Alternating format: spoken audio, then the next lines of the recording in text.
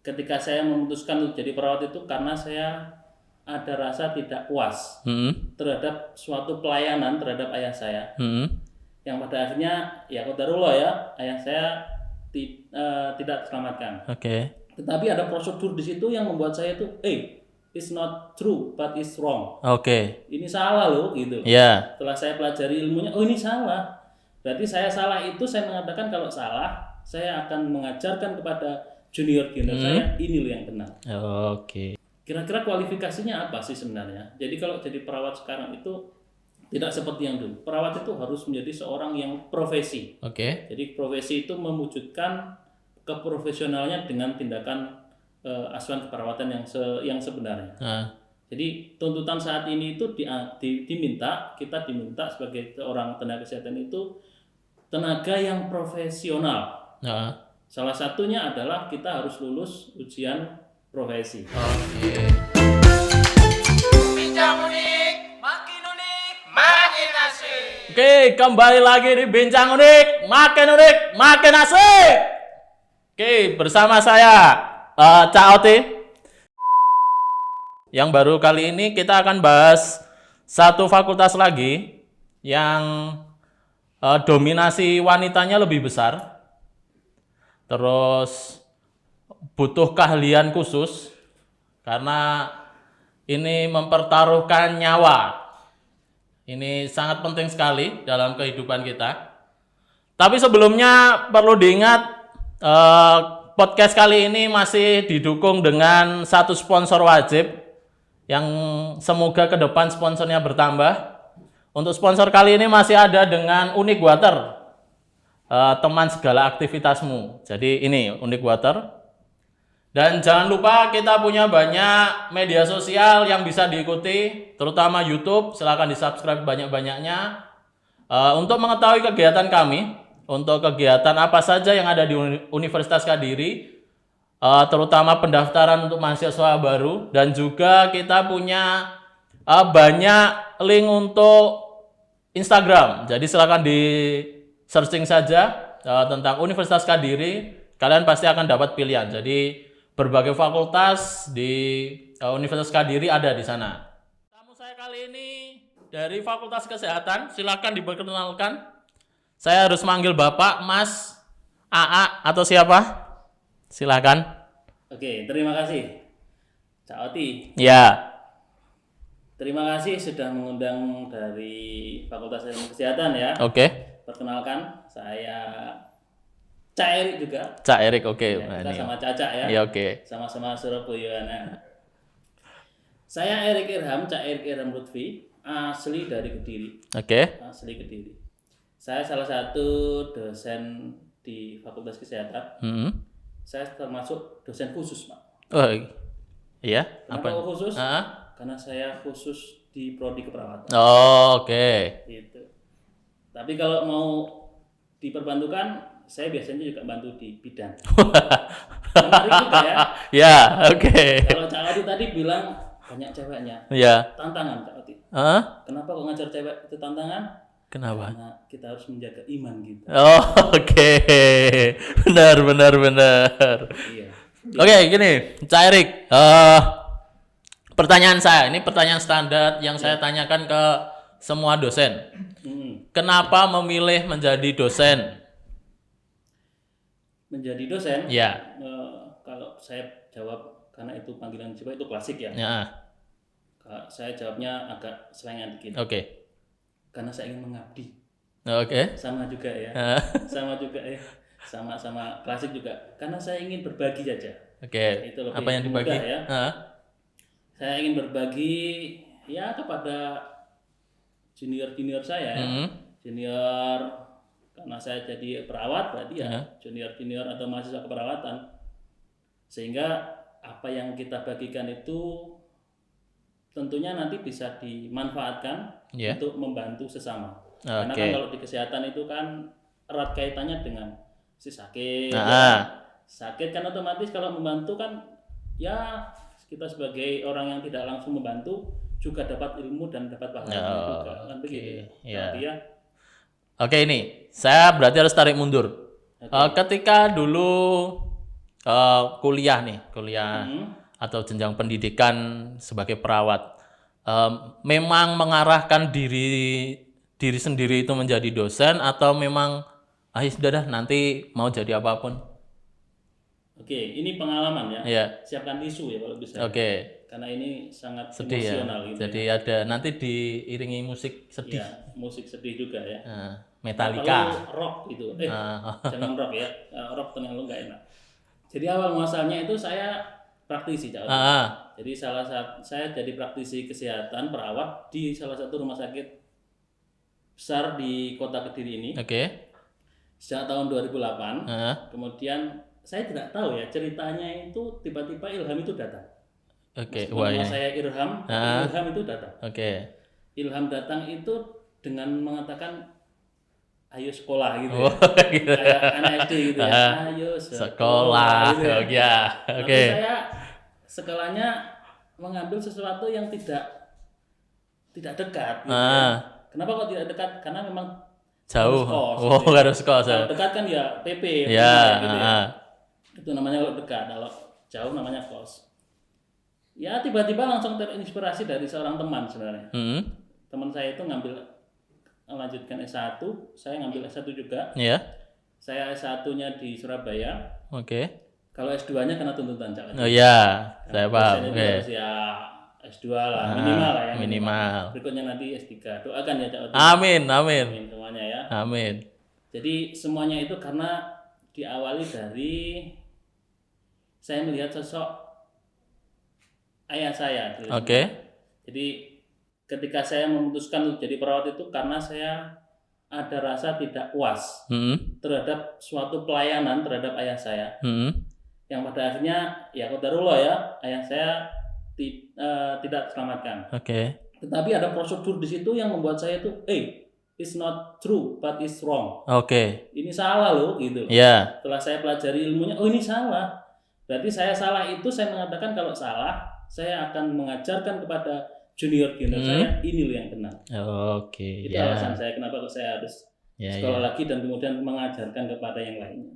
Gitu, Cak Adi. Oke, kalau yang menarik tentang kenapa kok masih memilih di kesehatan, yang menarik apanya sih? Kalau ini ya, kalau saya jawab karena pengabdian juga klasik lagi ya. Tapi yang lain, maksudnya hal-hal yang belum tentu orang awam melihat dan itu kesenangan orang kesehatan sendiri deh gitu loh. Yang diperoleh. Jadi begini, ini saya mengawalinya sekali lagi saya temukan ketika saya praktek. Ya. Saya praktek itu punya prinsip begini. Ketika sesuatu yang datang itu dengan kesakitan, kemudian kita rawat, kita perhatikan, kemudian pulang dengan kesenyuman atau senyuman, itu membuat saya bangga diri. Oh, saya ternyata dengan sesuatu yang saya bawa dari rumah, misalnya handscoon ya. Kenapa bawa handscoon? Karena nanti saya akan menyentuh pasien itu di doa-doa saya, kemudian tindakan-tindakan saya membuat si sakit tadi sembuh. Wah, itu suatu kebanggaan buat saya. Oh, ternyata sesuatu yang kita tidak pikirkan, meskipun salary juga kita pikirkan ya. Tapi ternyata juga memberikan manfaat loh. Senyumnya itu loh yang kita tunggu dulu gitu loh. Itu alasannya tidak Wati. Oke, kita kembali lagi ke profesi tadi. Ya. Nah, ketika sudah jadi dosen, pertanyaan ini, kenapa memilih menjadi dosennya di Universitas Kediri? Oke, kenapa memilih di Universitas Kediri? Kok di antara tempat yang lainnya? Yang pertama, yang membawa saya itu adalah salah satu tukang pos. Tukang pos itu ya. Jadi begini ceritanya. Ini cerita dulu aja. Panjang nih. Panjang ya. Silakan. Jadi ceritanya saya itu tidak minat di Kediri. Tetapi ketika saya terakhir kali profesi perawat itu, ada seseorang yang memberitahukan saya ada peluang untuk bisa masuk dan saya disuruh untuk mencoba. Ada dua pilihan sebenarnya. Saya bekerja di Kalimantan ataukah saya bekerja di Kediri. ternyata di antara dua pilihan tadi ada satu pilihan yang buat saya itu jatuh hati dengan ini Kediri. Oke, apa itu? Apa itu kira-kira? Ternyata satu, selain saya bisa mengamalkan ilmu, saya juga bisa dekat dengan orang tua. Oke, ya. Alasannya karena orang tua. Karena ternyata saya tidak diridhai ke Kalimantan. Oke. Alasannya satu. Apa? Waktu tes itu ternyata bertepatan dengan tanggal nikah saya. Oh. Jadi seru ya. Iya. Itu ya sesuatu yang bisa dibuat cerita buat cucu. Kenapa kok di sini? Ternyata memang dua orang tua saya yang meminta saya untuk berdekatan dengan beliaunya itu membuat sesuatu yang sebenarnya bisa langsung klik, bisa masuk, bisa, tapi ternyata ya qadarullah kembali. Iya, benar. Itu kembali lagi. Benar. Oke, terus ada kualifikasi tertentu nggak sih jadi perawat? Oke, kalau sekarang di era 4.0 ya, di era industrialisasi sekarang itu salah satu sektor yang memberikan dampak berpengaruh itu di dunia kesehatan. Oke ya. Dunia kesehatan salah satunya yang paling terbesar jumlah tenaga kesehatannya itu adalah perawat. Oh, iya. Di sektor kesehatan itu yang paling banyak itu adalah perawat. Karena perawat itu bekerja 24 jam. Mulai pagi, siang, sampai malam itu selalu ada perawatnya di situ. Mungkin kalau dokter ya hanya pagi lah ya. Atau kalau visit malam gitu aja ya. Tertentu gitu ya. Iya, tapi kalau perawat itu mulai dari pagi sampai malam itu selalu ada perawat. Kira-kira kualifikasinya apa sih sebenarnya? Jadi kalau jadi perawat sekarang itu tidak seperti yang dulu. Perawat itu harus menjadi seorang yang profesi. Jadi profesi itu mewujudkan keprofesionalnya dengan tindakan asuhan keperawatan yang sebenarnya. Jadi tuntutan saat ini itu kita diminta sebagai seorang tenaga kesehatan itu tenaga yang profesional. Salah satunya adalah kita harus lulus ujian profesi. Jadi sejak tahun 2014 ya, kita itu sudah ujiannya pakai standar nasional. Jadi kalau kita jadi perawat, bidan, apoteker, ya itu semuanya harus ujian menggunakan standar nasional.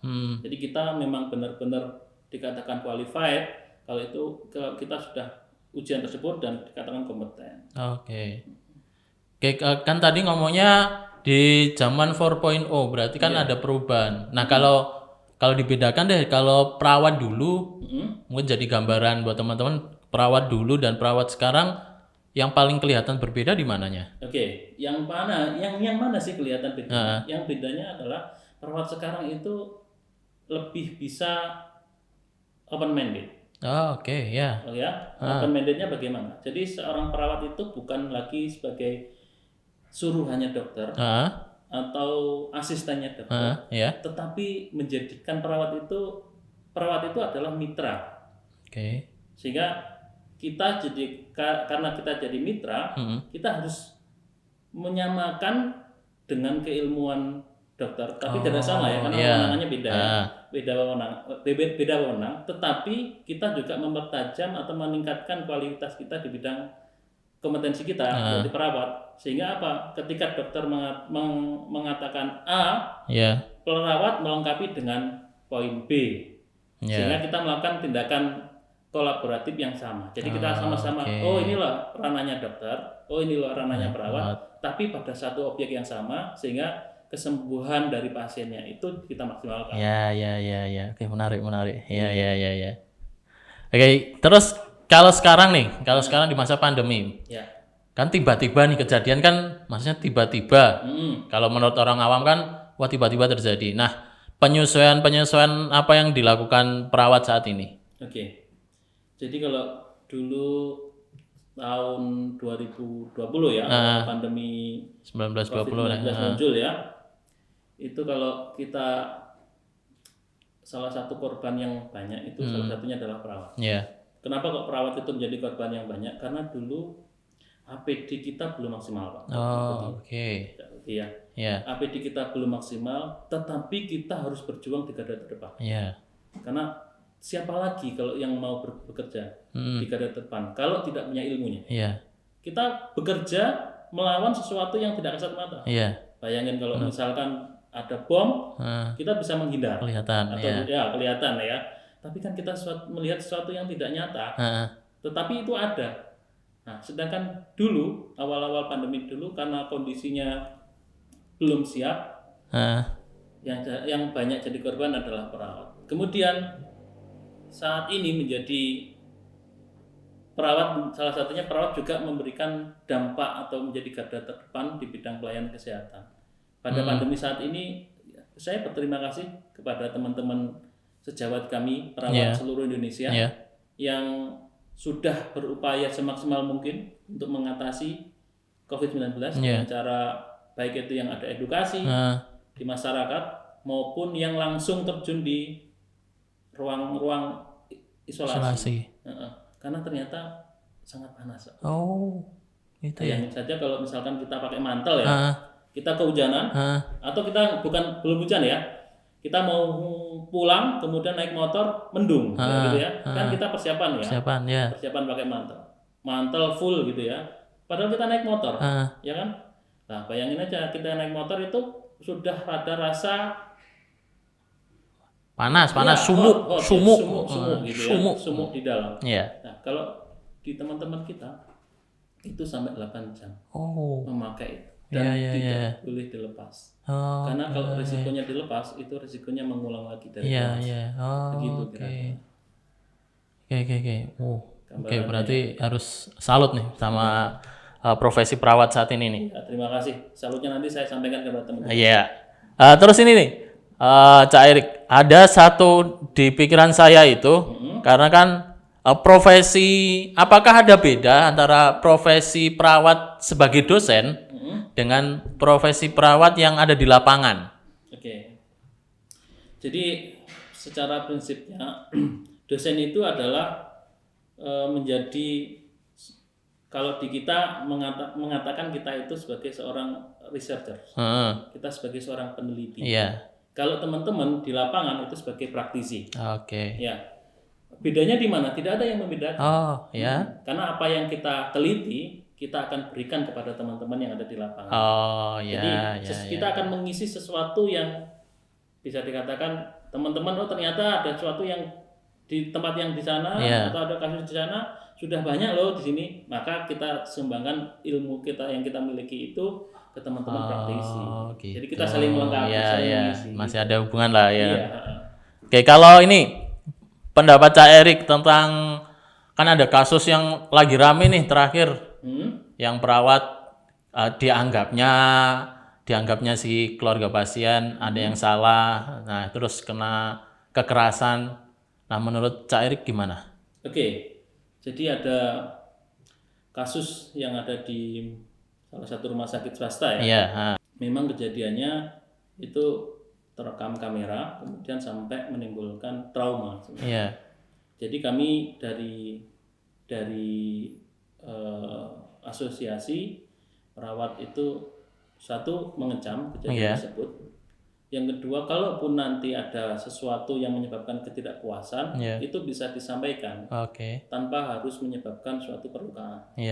Karena kalau itu dilukai kan satu traumatis jelas. Sedangkan kita juga sama-sama membantu. Kalau itu sesuatu yang salah, misalkan ketidakpuasan, saya tidak tahu ya, karena posisinya teman-teman perawat ketika menyampaikan permasalahan tersebut,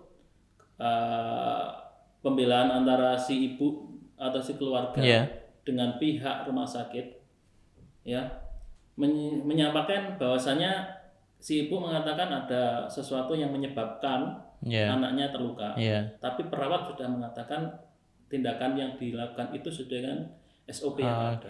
Tentunya kalau memang ada ketidakpuasan terhadap pelayanan yang diberikan, bisa menyampaikan ke pihak terkait di atasnya. Karena perawat itu ketika bekerja itu selalu ada tim di dalam. Setiap tim itu pasti selalu ada leadernya. Nah, misalkan kalau ada sesuatu yang tidak puas, disampaikan ke leadernya, nanti apakah melalui proses klarifikasi ataukah melalui proses peringatan sehingga pelayanan itu tetap bisa kita maksimalkan. Tapi tidak diikuti dengan kekerasan. Karena kekerasan itu sangat tidak diizinkan. Iya, benar. Apalagi perekaman. Iya, benar. Ya, karena di rumah sakit itu tidak boleh merekam. Oh, gitu. Karena ada undang-undangnya juga. Iya. Oke. Iya.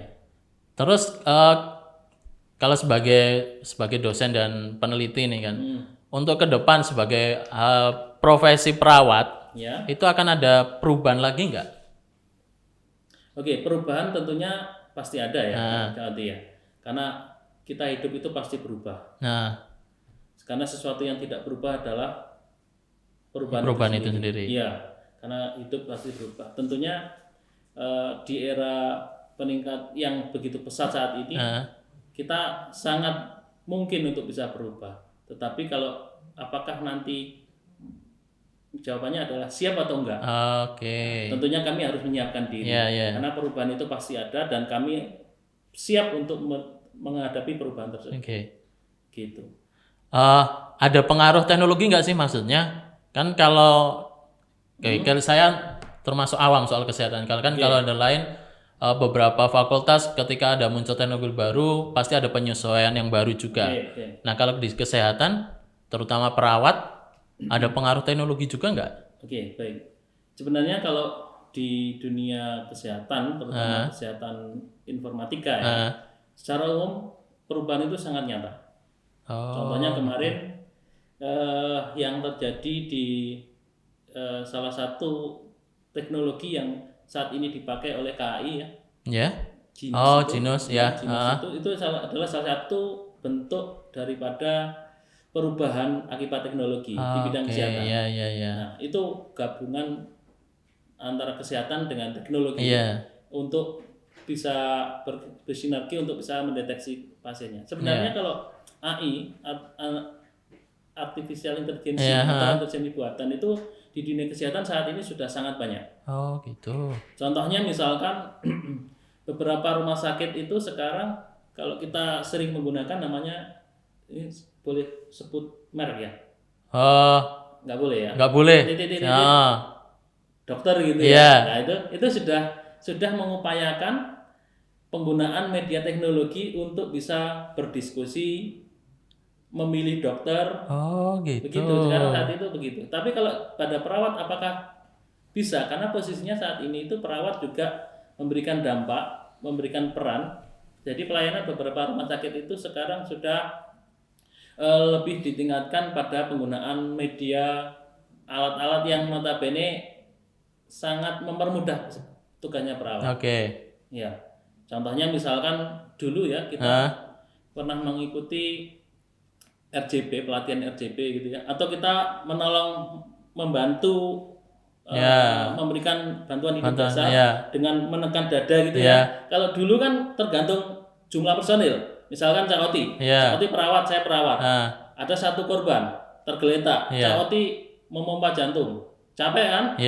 Gantian saya kan? Gantian saya. Kalau saya capek, saya minta Cak Oti lagi. Cak Oti gantian. Kemudian gantian seperti itu. Tiba-tiba saya capek, Cak Oti capek. Kira-kira pasiennya diapakan? Ditinggalkan? Iya. Sekarang teknologi yang terbaru sudah ada alatnya, Cak Oti. Jadi pompa jantung itu tidak dengan manusia, tapi dengan menggunakan mesin. Nah, itu salah satu teknologi yang bisa diaplikasikan di dunia kesehatan. Dan lainnya banyak lagi. Iya. Karena dunia ternyata berkembang ya. Karena itu kan ada pengaruh, banyak pengaruh lah yang membuat pasti berubah lah. Betul.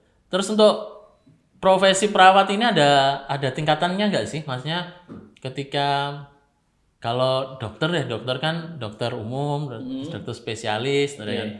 Kalau perawat ini ada nggak atau akan tetap di posisi itu atau ada memungkinkan dia untuk berkembang lah gitu? Ada nggak? Jadi sekarang dunia keperawatan itu sejak tahun sekitar 2010 sampai sekarang ya. Perawat itu bisa menduduki jabatan sampai ke level dinas kesehatan.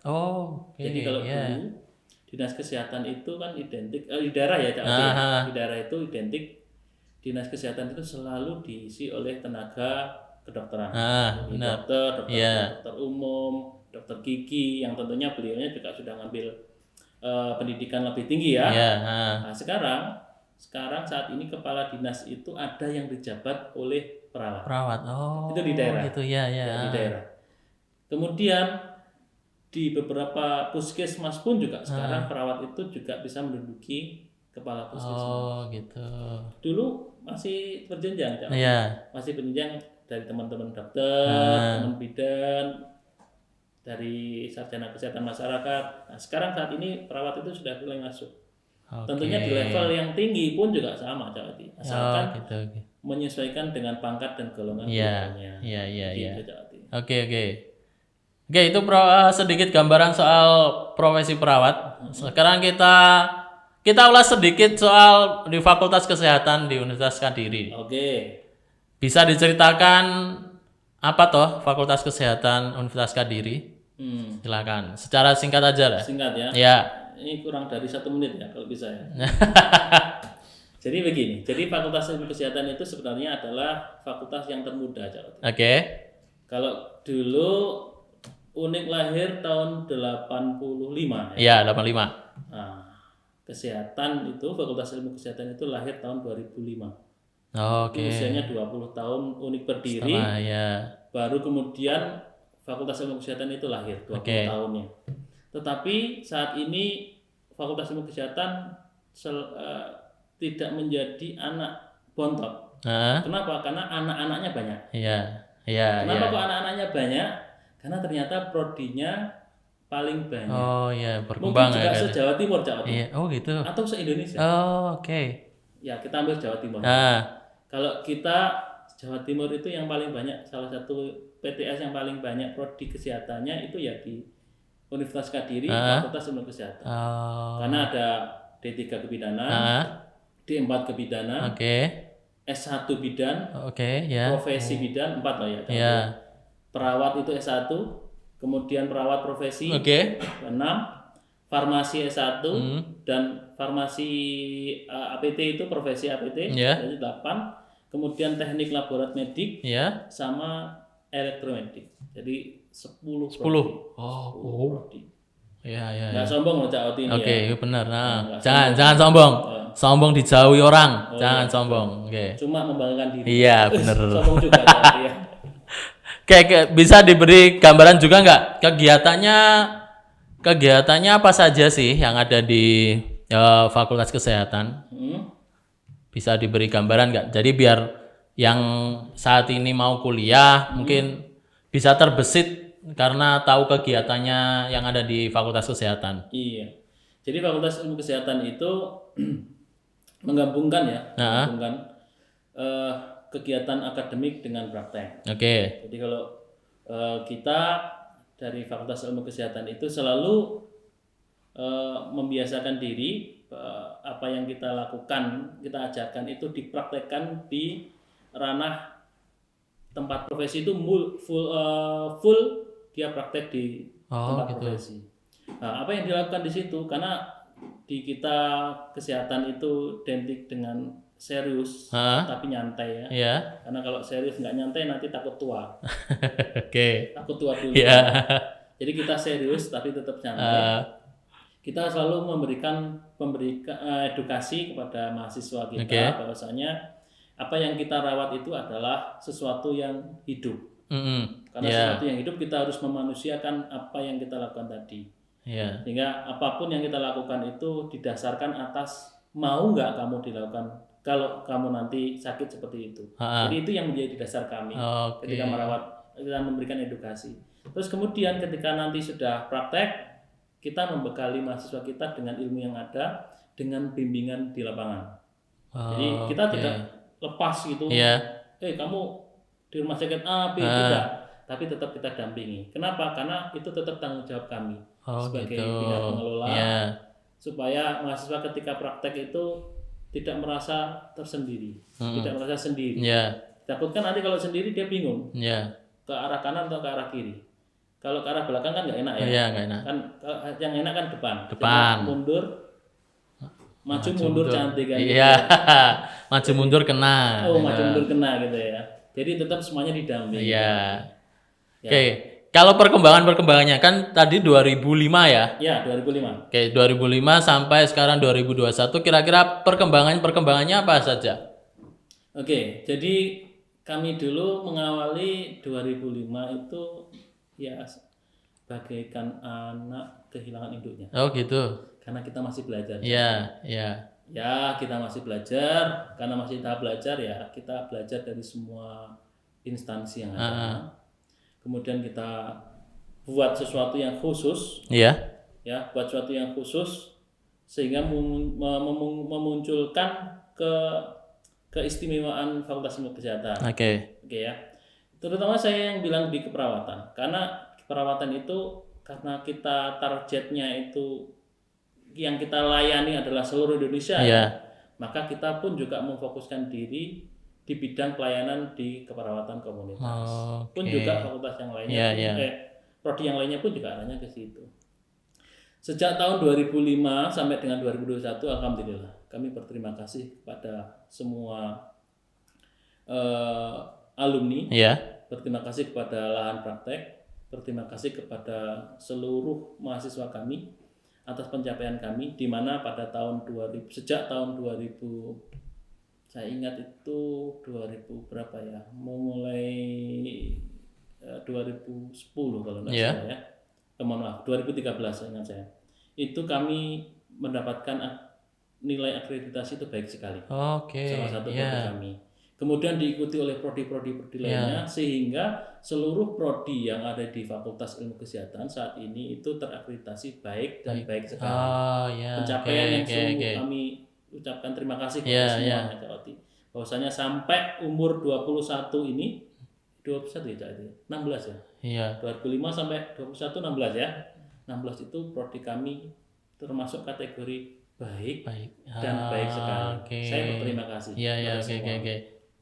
Oke, ada yang menarik gak sih di luar yang tidak diketahui oleh yang berbeda dengan fakultas-fakultas lain deh, yang menarik di prodi kesehatan atau keperawatan deh, yang menarik?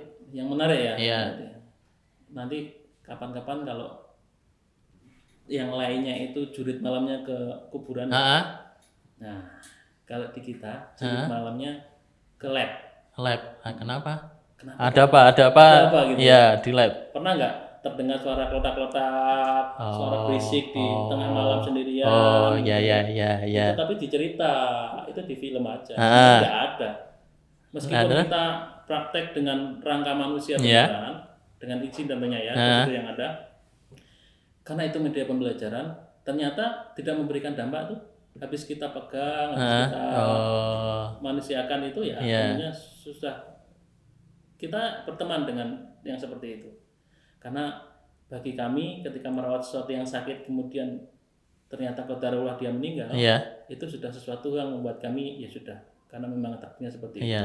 Sehingga kami tidak merasa, kemarin dia meninggal. Dia mengikuti saya. Karena saya terakhir kali merawat dia. Tidak ada di situ. Membedakan salah satunya di situ. Dan juga di lab-lab kami itu lab yang sangat lengkap, Cawati. Kenapa sangat lengkap? Karena lab kami itu pernah dikunjungi salah satu ketua Asosiasi Pendidikan Profesioners Indonesia. Itu pernah kunjung di tempat kami dan mengatakan labnya itu sangat lengkap. Meskipun letaknya itu di bawah gunung ternyata labnya sangat lengkap. Ternyata. Ya itulah salah satu kenapa sih harus kuliah di FIK. Ya. Nanti kan ketemu dengan dosen kece gitu. Ini Cak Erik dong. Itu kira-kira gambarnya seperti itu, Cak. Oke, kalau ngomong soal lulusan. Kira-kira lulusan Fakultas Kesehatan terutama perawat sudah tersebar kemana saja ini? Pernah lihat iklannya salah satu produk mie instan? Mie instan. Yang mana? Yang itu yang tagline-nya pakai lagu nasional. Seleraku itu bukan. Tapi jangan terlalu dengan seleraku itu. Dari Sabang sampai Merauke. Gitu ya. Nah, mahasiswa kami dari Sabang sampai Merauke. Ya. Nggak sombong loh ya, Nah, ya. ya. Jangan Jangan sombong, sombong. jangan sombong. Tapi kenyataan. Ya, Mulai dari ujung barat, ada. Pulau Sumatera, sampai ujung timur Pulau Borneo ya. Timur enggak dong. Timur Papua, Pak. Pulau Papua, mahasiswa kami ada di Ada, situ ya. semuanya. Dan kemarin, alhamdulillah, mahasiswa kami masuk melalui program G2G, Government to Government, itu dia bekerja sebagai tenaga perawat di salah satu rumah sakit di Jepang. Oh, oke. Iya. Iya. Karena G2G itu memang program resmi dari pemerintah, di mana pemerintah Jepang meminta ke pemerintah Indonesia untuk bisa mengirimkan perawatnya dari Indonesia ke Jepang. Oke. Dan itu susah, Kak Oti. Oke. Ya, arigato gozaimasu. Gozaimasu. Hai. Iya. Itu susah juga ya. Iya. Itu pembelajarannya kurang lebih 6 bulan. Oh, Dan alhamdulillah alumni kami ada salah satu yang sukses dan bekerja di sana. di sana. Oh, ya. Dan rumah sakit di Middle East lainnya. Ya. Gitu. Oke, bahas yang soal yang Jepang tadi itu.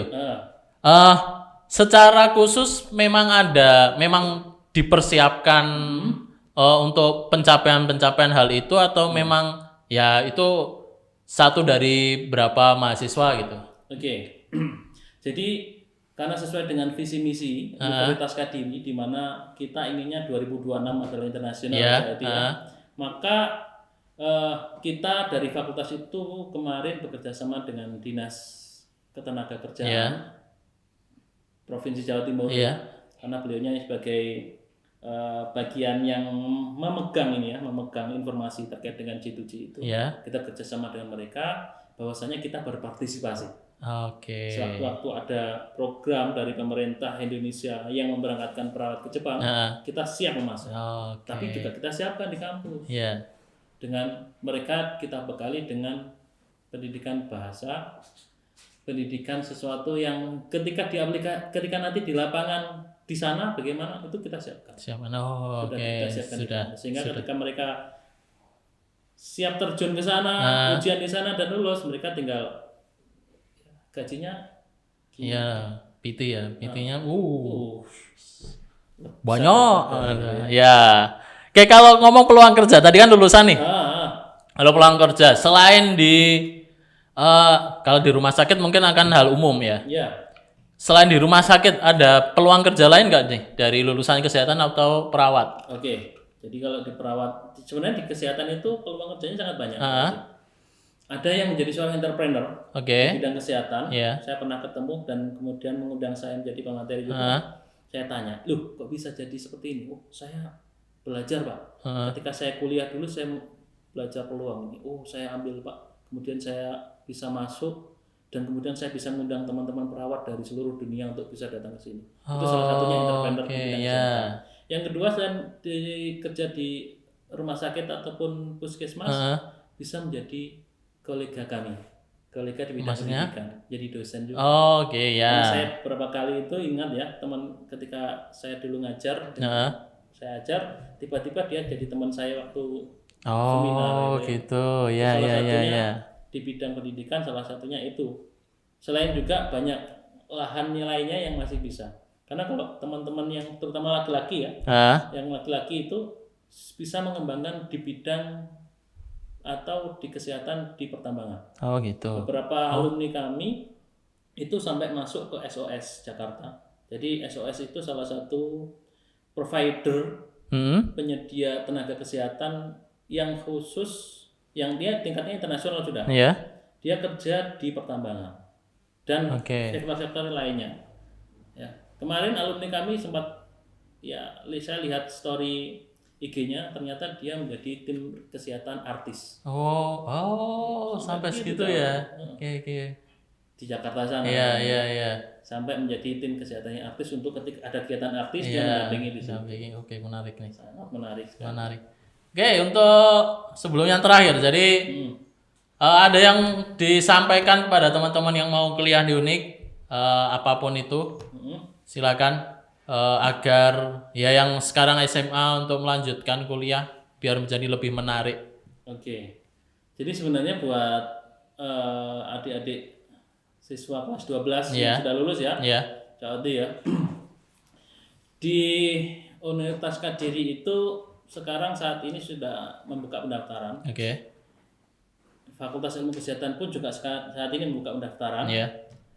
Apabila ingin bergabung dengan kami sangat membuka diri. Iya. Nanti bisa cek di salah satu Instagram ataupun Facebooknya Universitas Kediri, atau bisa mencari di webnya FIK Uni Kediri. Oke. Jadi di situ ada informasi tentang pendaftaran di kami. Saat Iya. ini dibuka. Yang kedua, kami meskipun biasanya kesehatan itu mahal ya, Cak Oti ya. Iya. Tetapi meskipun begitu, kami sejak tahun kemarin itu membuka kesempatan kepada salah satu yang mahasiswa yang kurang mampu. Oke. Jadi kemarin kami fakultas membuka kesempatan kepada mahasiswa yang kurang mampu untuk bisa ikut kuliah melalui bidik misi atau KIPK. Oh ya, oke, KIP ya. Indonesia Pintar, tapi yang jalur kuliah. Oh ya. Kemarin. Oke. Dan itu mahasiswa perawat.